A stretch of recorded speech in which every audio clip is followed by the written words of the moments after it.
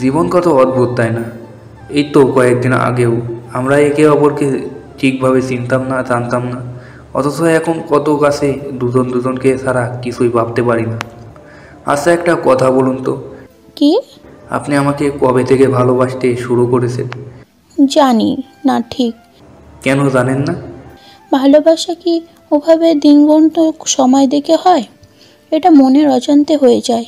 আমি আপনাকে কখন মন দিলাম, কখন ভালোবেসে ফেললাম, এত কিছু কখনো ভেবে দেখিনি। শুধু ভেবেছি আমি আপনাকে ভালোবেসে ফেলেছি। হঠাৎ মনের কোণে বিস্তার এক জায়গায় আপনার নামে লিপিবদ্ধ করে দিয়েছি। মিহির থামল। আলভি ওষ্ঠের কোণে হাসির ঝিলিক বজায় রেখেই বলল, আমি আপনাকে কখন থেকে ভালোবাসা শুরু করেছি জানি না, তবে আপনার প্রেমে পড়ার দিনক্ষণ কিছু স্মরণে রেখেছি। মিহির মাথা তুলল আলভির কাঁধ থেকে, মৃদু স্বরে শুধালো, তা আপনি কোন দিন, কোন তারিখ আমার আমার প্রেমে পড়েছিলেন? যেদিন আপনাকে প্রথম দেখেছিলাম সেদিন। এইটুকু বলে থামল আলভি।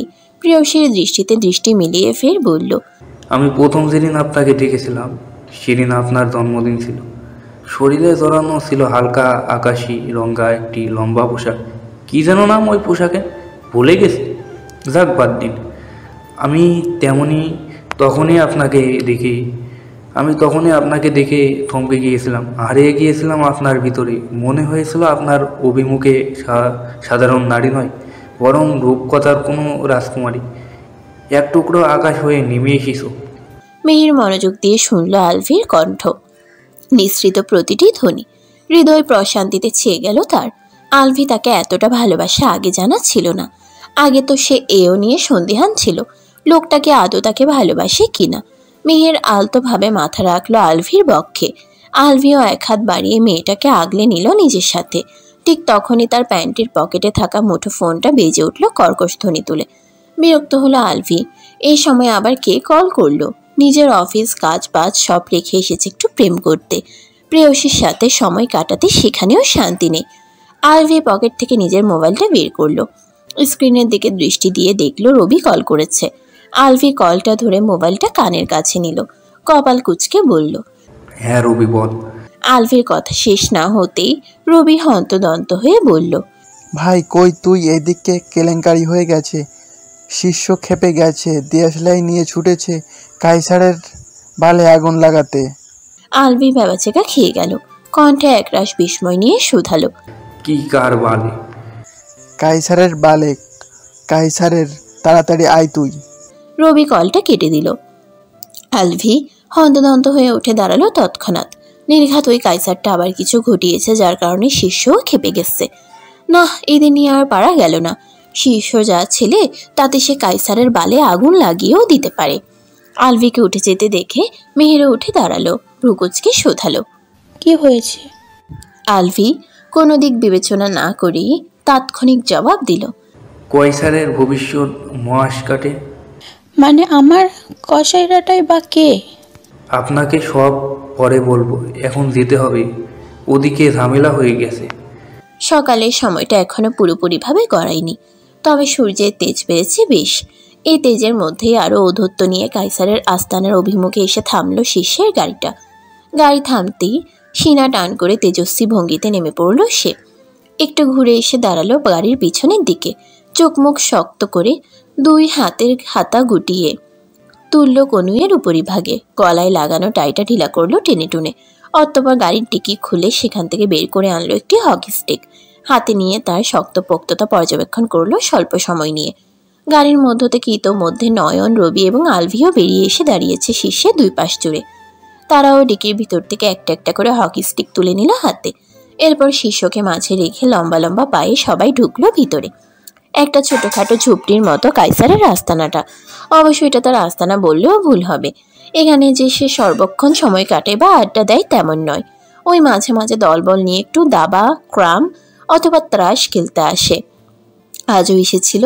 কলেজে ত্রয়ীর প্রত্যাখ্যানের পরে মনটা একটু খারাপ হয়ে পড়েছিল বেচারার, তাই মন ভালো করার উদ্দেশ্যে এখানে আসা।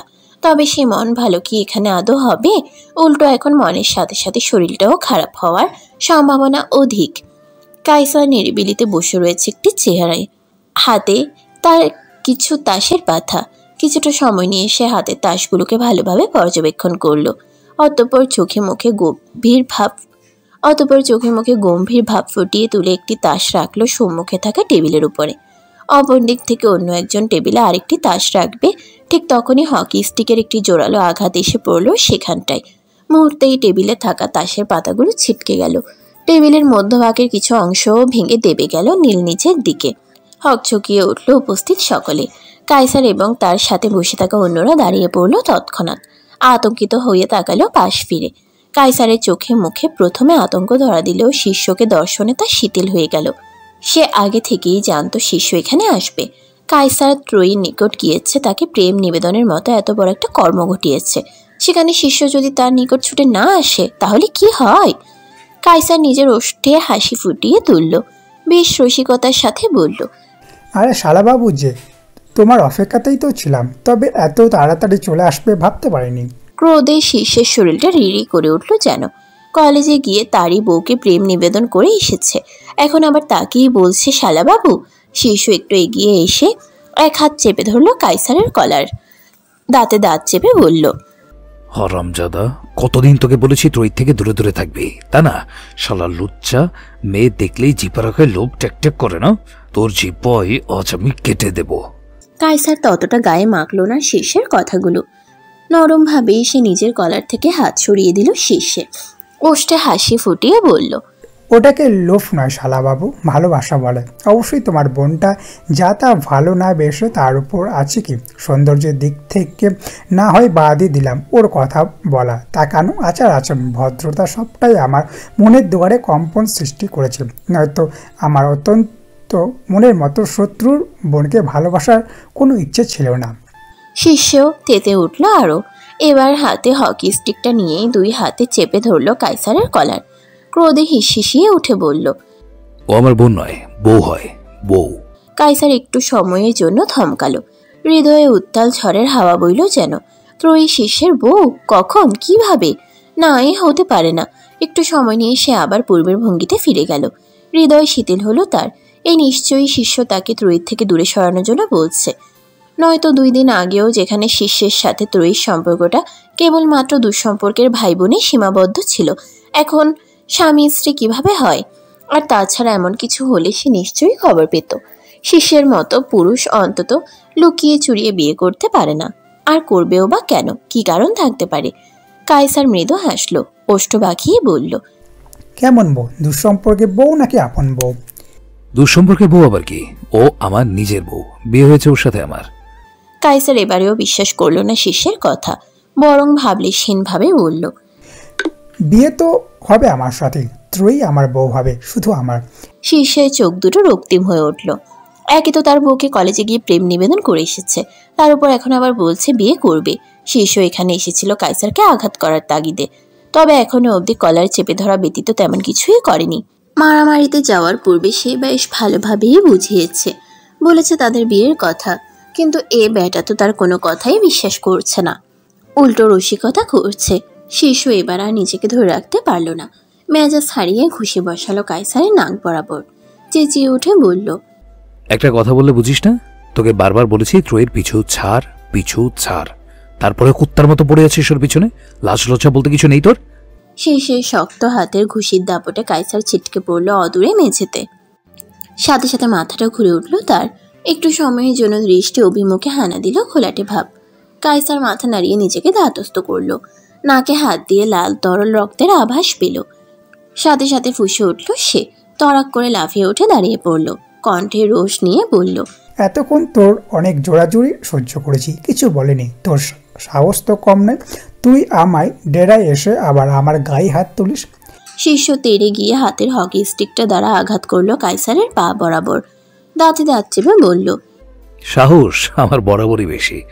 এখন পর্যন্ত তো শুধু গায়ে হাত তুলেছে, এরপরেও যদি তুই ত্রয়ীর পিছু না ছাড়িস তবে মেরে পুঁতে দেব নির্ঘাত। ছাড়বো না আমি ত্রয়ীর পিছু। কি করবি তুই? শিষ্য ফের রেগে মেগে হাতের হকি স্টিকটা দ্বারা আঘাত করলো কায়সারের বাহু বরাবর। তবে এবারে সে একটা আঘাত করেই থেমে থাকেনি, গায়ের জোরে যতগুলো পারছে আঘাত করেই যাচ্ছে। কায়সারও দৌড়ে গিয়ে তার ছুপড়ি ঘরের এক কোণা থেকে একটি মোটাসোটা লাঠি বের করে আনলো। তা দ্বারা প্রতিহত এবং আঘাত করার চেষ্টা শুরু করলো শিষ্যকে। দুজনের মধ্যকার মারামারি মুহূর্তেই ভয়াবহ রূপ ধারণ করলো। শিষ্যের সাথে আসা জনবলও থেমে নেই। তারাও কাইসারের দলের সাথে মারামারিতে যোগদান করেছে ইতিমধ্যে। দুই পক্ষের তুমুল সংঘর্ষে উত্তাল হয়ে পড়েছে পরিবেশ। আশেপাশের সব মানুষ নিজেদের বাড়ি ঘর দোকানপাট রেখে জড়ো হয়েছে মারামারি দেখতে। এই যেন তাদের নিকট কোনো ভয়াবহ ব্যাপার নয়, বরং উপভোগ্য বিষয়। কেউ কেউ আবার নিজেদের মুঠোফোনে ভিডিও রেকর্ডও শুরু করলো মারামারি। তবে এদের মধ্যে থেকে কোনো এক দায়িত্বশীল নাগরিক কল করলো পুলিশে, বর্ণনা দিল সংঘর্ষের। শহরে পরিবেশে থানাগুলো খুব বেশি দূরে নয়, তাই পুলিশের গাড়ি আসতে খুব বেশি সময় লাগলো না। পুলিশের গাড়ির সাইরেন কানে পৌঁছাতেই চমকে উঠল শীর্ষ এবং কাইসাররা। এমনি মারামারি করে তাদের নিজেদের সাহস প্রকাশের যতই আগ্রহ থাকুক না কেন, পুলিশি হেফাজতে যেতে ঠিক ততই ভয়। পুলিশের গাড়ির শব্দ শুনিয়ে সবাই মারামারিতে ইস্তফা দিল। যে যেখান থেকে পারলো ছুটলো পালানোর উদ্দেশ্যে। শীর্ষ হাতের হকি স্টিকটা নিয়ে ছুটলো নিজের গাড়ির দিকে। তবে যাওয়ার আগে কাইসারকে শাসিয়ে বলে গেল, আজকের পর যেন তোকে আর আমার বইয়ের পিছনে না দেখি, তাহলে কিন্তু খুন হয়ে যাবে। চারদিকে হই হই রই রই পরিবেশ। কলেজ ক্যাম্পাসে শিক্ষার্থীদের আনাগোনা। তবে বেশিরভাগ শিক্ষার্থী বোধহয় এই মুহূর্তে শ্রেণীতে নিজেদের পাঠে ব্যস্ত। শিষ্য লম্বা লম্বা পা ফেলে গিয়ে দাঁড়ালো ত্রয়ীর শ্রেণীকক্ষের অভিমুখে। শ্রেণীতে এই মুহূর্তে অধ্যাপক নেই। শিক্ষার্থীরা যে যার মতো আড্ডা দিচ্ছে। শিষ্য শ্রেণীতে ঢুকলো, দৃষ্টি ঘোরালো চারদিকে। ত্রয়ী কোথায়? তাকে তো কোথাও দেখা যাচ্ছে না। শিষ্য প্রথম বেঞ্চে বসা এক শিক্ষার্থীকে শুধালো, ত্রয়ী কোথায়? শিষ্য আর দাঁড়ালো না, পা চালিয়ে গেল ক্যান্টিনের দিকে। ত্রয়ী ক্যান্টিনে বসে আছে আরফা এবং রাকিবের সাথে। একটু আগেই একটা ছেলে এসে তাদের অভিমুখে গোটা কয়েক সিঙ্গারা রেখে গেছে। ত্রয়ী একটা সিঙ্গারা তুলে মুখে নিবে, ঠিক তখনই একটি শক্তপোক্ত পুরুষালী হাত এসে থামিয়ে দিল তার হাতটা। হকচকিয়ে উঠল ত্রয়ী। তৎক্ষণাৎ ঘাড় বাঁকিয়ে তাকালো পিছনে। শিষ্যকে চোখে পড়তেই খানিকটা অবাক হলো সে। কণ্ঠে বিস্ময় নিয়ে বলল, আপনি? শিষ্য কোনো জবাব দিল না। ত্রয়ীর হাত টেনে হাঁটা ধরলো আবার পিছন ঘুরে। যেতে যেতে বলল, চল আমার সাথে।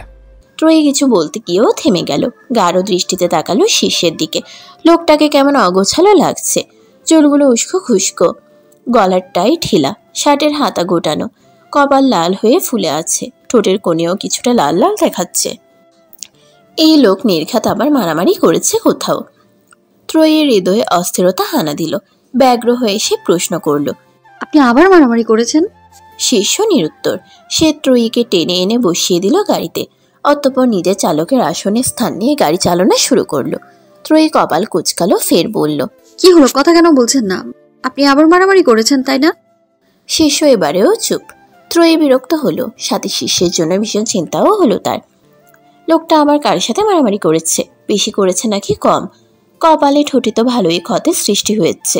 এমন ক্ষত কি আরো হয়েছে? আর এই লোককেও বলিহারি যায়। সারাদিন শুধু মারামারি কাটাকাটি, ঝামেলা ছাড়া এর জীবন চলে না। এর শরীরে কি ব্যথা লাগে না? ত্রয়ী নাক মুখ কুচকালো, কপট রাগ দেখিয়ে বলল, সারাদিন শুধু মারামারি কাটাকাটি, একটু শান্তিতে থাকতে পারেন না? কি অবস্থা করেছেন চোখ মুখের? ত্রয়ীর কথাটা শেষ হতে না হতেই গাড়িতে ব্রেক কষল হঠাৎ শিষ্য। হকচকিয়ে উঠল ত্রয়ী। অসাবধানতাবশত সামনের দিকে কিছুটা ঝুঁকেও গেল তার মাথা। তবে কোথাও আঘাত লাগার পূর্বেই নিজেকে সামলে উঠল মেয়েটা। কপালে বিরক্তির ভাঁজ নিয়ে বলল, এভাবে কেউ গাড়িতে ব্রেক করছে? আর একটু হলেই তো জানটা বেরিয়ে যেত। নিজে তো কোথায় মারামারি করে চোখ মুখ ফাটিয়ে এসেছেন, এখন আমাকেও মারতে চেয়েছেন? হ্যাঁ? শিষ্যের দৃষ্টি শীতল হলো। ঘাড় বাঁকিয়ে সে তাকালো ত্রয়ীর দিকে। শান্ত কণ্ঠে শুধালো, স্ত্রীর অধিকার ফলাচ্ছিস? ত্রয়ী এবারে দ্বিধাগ্রস্ত হয়ে পড়ল। সাথে সাথে দৃষ্টি নুয়ে নিল সে। শিষ্যের ক্ষতগুলো দেখে একটু বেশি উত্তেজিত হয়ে পড়েছিল মেয়েটা। যার বহিঃপ্রকাশ ঘটেছে তার তীব্র অধিকার বোধ নিয়ে করা প্রশ্ন এবং কথায়।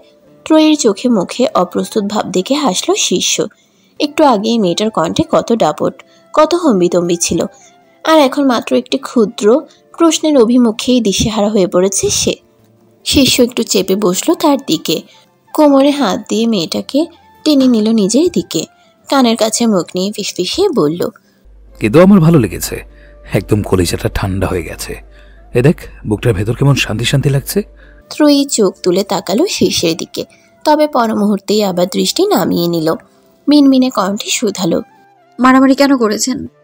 তোর জন্য। আমার জন্য? ত্রয়ীর কণ্ঠে বিস্ময়। শিষ্য মেয়েটির কোমর চেপে কোলে তুলে নিল, অস্ফুট স্বরে জবাব দিল। প্রশ্নটা করতে করতে ত্রয়ী নেমে যেতে নিল শিষ্যের কোল থেকে। শিষ্য তা হতে দিল না, বরং মেয়েটিকে নিজের সাথে আরো মিশিয়ে নিতে নিতে বলল, ওই যে কায়সারটা তোকে প্রেম নিবেদন করলো। ত্রয়ীর চোখে মুখে ফের বিস্ময় খেলে গেল। লোকটা এর মধ্যে এই সংবাদও পেয়ে গেছে, এই নিশ্চয়ই ওই রাকিবটা জানিয়েছে। কায়সার যখন তাকে প্রেম নিবেদন করেছিল তখন রাকিব ছিল না ঠিক, তবে সে আসার পর আরফা গড়গড় করে সব বলেছে। এই ছেলেটাকে নিয়ে আর পারা গেল না। শিষ্য ভাইয়ের চেলা সে, একটু কিছু হলেই সব তাকে জানাতে হবে। কেন? আজ যদি এই কায়সারের কথা শিষ্যকে না জানাতো তবে কি শিষ্য খেপে যেত, মারামারি করতো কায়সারের সাথে? আর মারামারি না করলে নিশ্চয়ই এত ক্ষতেরও সৃষ্টি হতো না। ত্রয়ী থমথমে কণ্ঠে বলল, তাই বলে আপনাকে মারামারি করতে হবে? শিষ্য ত্রয়ীর কানের গোড়ার এক গোছা চুল গুজে দিতে দিতে জবাব দিল, তা এই মারামারি করে কি পেয়েছেন? তোকে পেয়েছি। ত্রয়ী থমকালো, শীতল দৃষ্টিতে তাকালো শিষ্যের দিকে, তবে খানিকটা পরে আবার দৃষ্টি নুয়ে নিয়ে বলল, আপনার ঠোঁটে রক্ত। মুছে দে। ত্রয়ী নিজের ওড়নার কোনা উঁচালো ঠোঁটের রক্ত মোছার জন্য। শিষ্য তৎক্ষণাৎ থামিয়ে দিল তাকে, গাঢ় কণ্ঠে বলল, এভাবে নয়। তাহলে কিভাবে? তোর ঠোঁট দিয়ে। বাক্যটার মানে বুঝে উঠতে ত্রয়ীর সময় লাগলো একটু, তবে পুরোপুরিভাবে বাক্যটার মানে বুঝে উঠতেই চমকে উঠল সে। ঠোঁট দিয়ে মানে কি? ত্রয়ী চোখ বড় বড় করল, শিষ্য অধর কোণে ফুটিয়ে তুলল বক্র হাসির রেখা। দৃষ্টিতে তার প্রগাঢ়তা। মাথার পিছনে হাত দিয়ে মেয়েটাকে টেনে নিল নিজের দিকে। কিছু বুঝে ওঠার পূর্বেই নিজের শুষ্ক খসখসে ওষ্ঠজোড়া মিলিয়ে দিল প্রেয়সীর দুই ওষ্ঠের ভাঁজে। প্রথমে ধীরে ধীরে, এরপর উন্মাদের ন্যায় শুষে নিতে শুরু করলো মেয়েটির ওষ্ঠের মধুসূধা। ত্রয়ী দিশেহারা হয়ে উঠল। অদ্ভুত এক অনুভূতি হানা দিল তার হৃদয় জুড়ে। কেমন লজ্জা, ভয়, সংকোচ এবং ভালোবাসার তীব্র মিশ্রণে গড়া এই অনুভূতি। হৃদযন্ত্রের ক্রিয়াও তার অস্বাভাবিক। ত্রয়ী দিশেহারা হয়ে উঠল। অদ্ভুত এক অনুভূতি হানা দিল তার হৃদয় জুড়ে। কেমন লজ্জা, ভয়, সংকোচ এবং ভালোবাসার তীব্র মিশ্রণে গড়া এই অনুভূতি। হৃদযন্ত্রের ক্রিয়াও অস্বাভাবিক। শীর্ষের এহেন গাঢ় স্পর্শে ধীরে ধীরে নাজুক হয়ে পড়তে শুরু করলো ত্রয়ী। উপায় না পেয়ে হাত দুটো রাখল শীর্ষের সমস্ত বক্ষের উপরে। ঠেলে তাকে সরিয়ে দিতে চাইল দূরে, তবে শিষ্যকে আর দূরে যাওয়ার পাত্র সে এক চুলও নড়ল না, বরং নিজের গুরুত্বপূর্ণ কাজে বাধা পাওয়ার ভীষণ বিরক্ত হলো সে। কপাল কুঁচকে ত্রয়ীর দুই হাত ধরে মুঠোবন্দি করে নিল সাথে সাথে। এরপর আবার নতুন উদ্যমে মেয়েটাকে অনুভূতির জোয়ারে নাজেহাল করে তুলতে উদ্যত হলো। কিছুটা সময় নিয়ে নিজ কার্যসিদ্ধি করে তবেই ত্রয়ীকে ছাড়ল শিষ্য। তবে দূরে গেল না, মেয়েটিকে কোলের উপর বসিয়ে রেখেই প্রশ্ন করল, রক্ত গেছে? রক্ত গেছে নাকি যায়নি তা দেখবে কখন? একটু আগে যা ঘটলো, তারপর লজ্জা অস্বস্তিতে শিষ্যের দিকে তাকানোটাই তো দায়ী হয়ে পড়েছে ত্রয়ীর। শিষ্য তাকে ছাড়ার পর সেই যে মেয়েটা মাথা নুইয়ে ফেলেছে তার চোখ তুলে তাকায়নি। শিষ্য ভ্রু কুঁচকাল, কপালে ভাঁজ ফেলে বলল, নিচে কি দেখিস? তাকা আমার দিকে। ত্রয়ী তাকালো না, যেভাবে দৃষ্টি নুয়ে রেখেছিল সেভাবেই আছে সে। শিষ্য ত্রয়ীর থুতনিতে হাত দিল, টেনে মাথা উঠিয়ে শুধালো, এবার দেখ রক্ত গিয়েছে কিনা। ত্রয়ী এক পলক তাকালো শিষ্যের মুখ পানে, পরপর আবার দৃষ্টি নুয়ে নিল। ওপর নিচ মাথা দুলিয়ে বোঝালো রক্ত গিয়েছে। শিষ্য ওষ্ঠ প্রসারিত করল, আলতোভাবে ত্রয়ীর নাক টেনে দিয়ে বলল, স্বামীর ঠোঁটে রক্ত দেখলে এইভাবেই মুছতে হয়।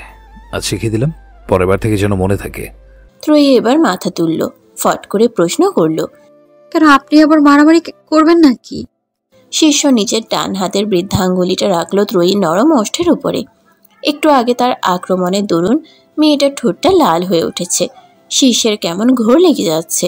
সে আলতোভাবে ত্রয়ীর ওষ্ঠে হাত বুলাতে বুলাতে বলল, মারামারি করে যদি বইয়ের থেকে এমন দুর্দান্ত চিকিৎসা পাওয়া যায় তাহলে তো রোজ সকাল বিকাল নিয়ম করে 2 বেলা মারামারি করতেও আমার কোনো সমস্যা নেই। ত্রয়ী লাজ নম্র হলো, লাজের রক্তিম আভা ছড়িয়ে পড়ল তার দুই গালে। এলোমেলো দৃষ্টি ফেলে সে বলল, বাড়ি যাবেন না? একটু পর। ত্রয়ী বেশ ফুরফুরে মেজাজে বাড়িতে প্রবেশ করল। গাল দুটোতে এখনো তার লজ্জালু আভা ছড়িয়ে, ওষ্ঠের কোণে চমৎকার হাসি। মেয়েটা শিষ্যের সাথে কাটানো মুহূর্তগুলো ভাবতে ভাবতে নিজ কক্ষের দিকে পা বাড়ালো। তবে কক্ষের দরজার নিকটে আসতেই তার পথ আগলে দাঁড়ালো রিমা। কপালে ভাঁজ ফেলে শুধালো, কোথায় গিয়েছিলি তুই? ত্রয়ী শিষ্যের কথা বলতে গিয়েও থেমে গেল। দ্বিধা দ্বন্দ্বে জর্জরিত হয়ে পড়ল তার ভিতরটা। শিষ্য কলেজ থেকে তাকে নিতে গিয়েছিল, এই কথা রিমাকে বলাটা কি ঠিক হবে? এমনি এই মেয়েটা তাকে পছন্দ করে না, সর্বদা তার খুঁত ধরার জন্য মুখিয়ে থাকে। এখন আবার যদি শোনে তার ভাই ত্রয়ীকে কলেজ থেকে নিয়ে গিয়েছিল এবং এতটা সময় তার সাথেই ছিল ত্রয়ী, তাহলে না আবার কোনো ঝামেলা বাধায়। মেয়েটা আমতা শুরু করলো। রিমার প্রশ্নের পরিপ্রেক্ষিতে কি জবাব দেওয়া যায় মস্তিষ্ক হাতড়ে খুঁজতে শুরু করলো তা। এর মধ্যে পিছন থেকে গম্ভীর কণ্ঠ ভেসে এলো। আমার সাথে গিয়েছিল। ত্রয়ী কিছুটা ভরকে গেল, চমকে উঠে তাকালো পিছন ঘুরে। রিমাও তাকালো শিষ্যের দিকে, চকিত কণ্ঠে শুধালো, তোর সাথে গিয়েছিল? শিষ্য পা চালিয়ে এসে দাঁড়ালো রিমার মুখোমুখি। ত্রয়ীর দিকে এক পলক তাকিয়ে আবার দৃষ্টি নিল নিজের বোনের দিকে। বেশ শান্ত কণ্ঠেই জবাব দিল, হ্যাঁ, কোনো সমস্যা? না, সমস্যা স্যার কি আছে, কিন্তু ও কেন গিয়েছিল তোর সাথে? কাজ ছিল। কি কাজ? শিষ্যের কপালে শুকনো ভাঁজের দেখা মিলল। থমথমে কণ্ঠে সে বলল, তোকে কৈফিয়ত দিতে হবে? না, কৈফিয়ত না। তাহলে? কিছু না, আমি আসছি। রিমা আর দাঁড়ালো না। শিষ্যের অভিমুখে দাঁড়িয়ে খুব বেশি প্রশ্ন করার, রাগ দেখানোর বা জেরা করা কোনোটারই সাহস নেই তার। রিমা শেষ একবার তাকালো ত্রয়ী এবং শিষ্যের দিকে, অতঃপর চলে গেল নিজ কক্ষে। রিমা চলে যাওয়ার পর ত্রয়ীও আর দাঁড়ালো না, আর চোখে একবার শিষ্যের দিকে তাকিয়ে ঢুকলো কক্ষে। বেশ সময় নিয়ে গোসল সেরে বেরুলো ত্রয়ী। চুলগুলো ভেজা, লম্বা চুলের ডগা বেয়ে বৃষ্টির ফোঁটার নেই, টুপটাপ পানি ঝরছে। ত্রয়ী একটা তোয়ালে তুলে মাথা মুছতে মুছতে গিয়ে দাঁড়ালো বারান্দায়। হঠাৎ তার স্মরণে এলো শিষ্যের কথা। লোকটা আজ যে পরিমাণ মারামারি করেছে, বাহ্যিকভাবে তো কপাল আর ঠোঁটে ক্ষত দেখল। এরপর যদি আরও কোথাও ব্যথা পেয়ে থাকে, তখন গাড়িতে ওই ঘটনার পর আর তেমন কিছু জিজ্ঞেস করা হয়নি। ত্রয়ী চিন্তিত হলো, অস্থির হয়ে উঠল তার হৃদয়।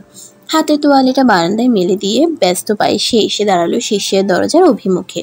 দরজাটা চাপানো। ত্রয়ী হাত উছিয়ে দরজায় টোকা দিল। সাথে সাথে ভিতর থেকে ভেসে এলো, কে? আমি।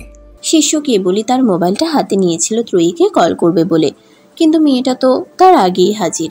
শিষ্য মোবাইল তার বিছানার পাশে টেবিলের উপরে রাখতে রাখতে বলল, ভেতরে। দরজা ঠেলে ভিতরে ঢুকলো ত্রয়ী। শিষ্য ওষ্ঠ বাঁকিয়ে হাসলো।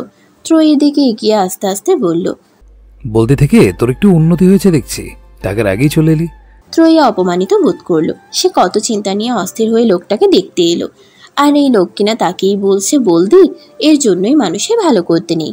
ত্রয়ীর মুখশ্রী থমথমে রূপ ধারণ করলো। ভারী কণ্ঠে সে বলল। ত্রয়ী পিছন ঘুরে পা বাড়ালো। অমনি শিষ্য হাত টেনে ধরলো তার। গম্ভীর কণ্ঠে বলল, মারামারি করে তো কপাল ঠোঁট ফাটিয়েছেন, আরো কোথায় ব্যথা পেয়েছেন কিনা সেটা দেখতে এসেছিলাম। আর কোথাও ব্যথা পাইনি। ও, তাহলে চলে যাচ্ছি আমি। আমি বললাম আর তুই তা বিশ্বাস করে নিলি? এমন তো হতে পারে আমি তোকে মিথ্যে বলছি। মিথ্যে কেন বলবেন? ব্যথা লুকোনোর জন্য। ব্যথা কেন লুকাবেন? আমার ইচ্ছে হয়েছে তাই। ও। ত্রয়ীর ছোট জবাব। তপ্ত নিঃশ্বাস ফেলল শিষ্য। গায়ে টি শার্টটা খুলে হাতে নিল। ত্রয়ীর পানে এক পলক তাকিয়ে সেটা ছুঁড়ে ফেলল মেঝেতে। সাথে সাথে তার ফর্সা মেদহীন শরীরটা বেরিয়ে পড়ল। ছেলেটার শরীরটা শক্তপোক্ত পেটানো, প্রতিদিন ব্যায়াম করে বোধ হয়। পেটের কাছে আবার দুই একটা লাল লাল দাগ দেখা যাচ্ছে। ত্রয়ী হাঁসফাঁস করে উঠল। লাজের রক্তিম আভা ছড়িয়ে পড়ল তার দুই গাল জুড়ে। দ্রুত দৃষ্টি নামিয়ে মেঝের দিকে তাকালো সে। শিষ্য আরেকটু এগিয়ে এলো ত্রয়ীর নিকটে। শীতল কণ্ঠে বলল, তাকে আমার দিকে। ত্রয়ী একইভাবে দাঁড়িয়ে রইল, তাকালো না চোখ তুলে।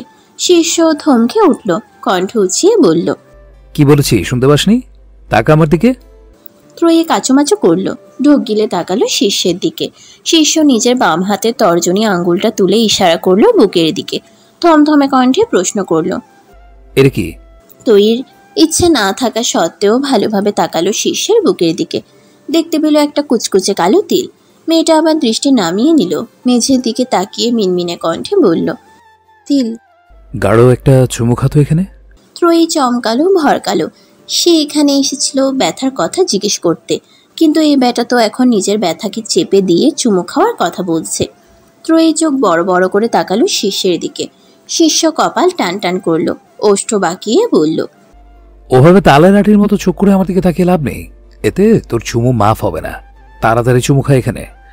ত্রয়ী আমতা আমতা শুরু করলো। এলোমেলো দৃষ্টি ফেলে বলল, আমি পারবো না। স্বামীর আদেশ অমান্য করতে তোর একটু বুক কাঁপবে না বালের বস্তা? ত্রয়ী ভীত হলো। বাঙালি মেয়েদের বিয়ের পরে স্বামী তো সব, তার উপরে ত্রয়ীর জন্ম এবং বেড়ে ওঠা গ্রামে, সেখানে সে সর্বদাই নারীদের অতি স্বামী ভক্তি দেখে এসেছে। ত্রয়ী আমতামতে শুরু করলো, ইতস্তত করে বলল, না মানে? চুমো না দিলে কিন্তু আমি অভিশাপ দেব। যা করবি ভেবে চিন্তা করিস। মুখ থেকে একবার অভিশাপ বেরিয়ে গেলে কিন্তু হাতটা ফেরত নেওয়া যায় না। ত্রয়ী দ্বিধাগ্রস্ত হলো। অভিশাপে ভীষণ ভয় তার। এমনিই তো তার জীবনটা অভিশপ্ত।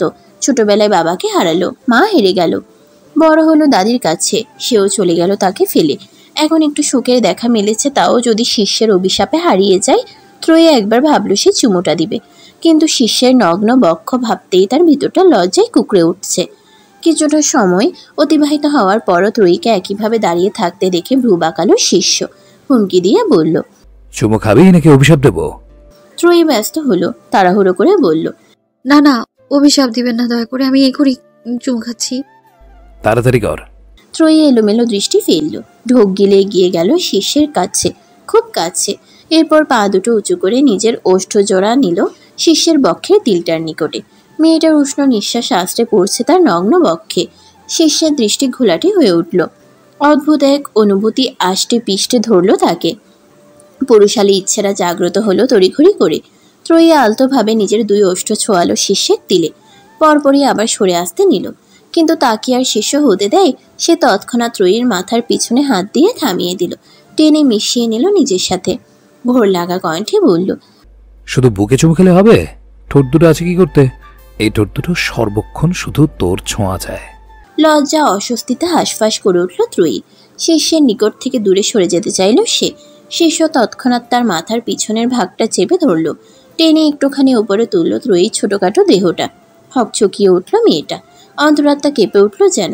পড়ে যাওয়ার ভয়ে চোখ মুখ খিচে ধরল সে। দুই হাতে জড়িয়ে ধরল শিষ্যকে। সাথে সাথে শিষ্যের হাত আলগা হয়ে এলো। কণ্ঠে আহ সূচক ব্যথাতুর ধ্বনি তুলে 2 কদম পিছিয়ে গেল সে। ত্রয়ী ভরকালো, এই লোকের আবার কি হলো? সে তো এত জোরেও ধরেনি যে ব্যথা পেতে পারে। ত্রয়ী অস্থির হয়ে উঠল, ব্যস্ত কণ্ঠে শুধালো, কি হয়েছে? আবার কোথায় ব্যথা পেলেন? ত্রয়ী কথাটা বলতে বলতে শিষ্যের পিছনের দিকে এলো। অমনি চমকে উঠল সে। শিষ্যের পিঠে আড়াআড়ি ভাবে একটা দাগ। মনে হচ্ছে যেন কেউ মোটা লাঠি দ্বারা বেশ শক্তপোক্তভাবে আঘাত করেছে।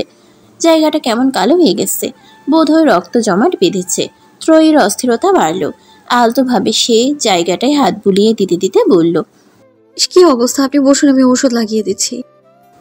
শিষ্য বসল না, বরং উপর হয়ে শুয়ে পড়ল বিছানায়। ত্রয়ী দ্রুত ফার্স্ট এড বাক্স নিয়ে বসলো তার পাশে।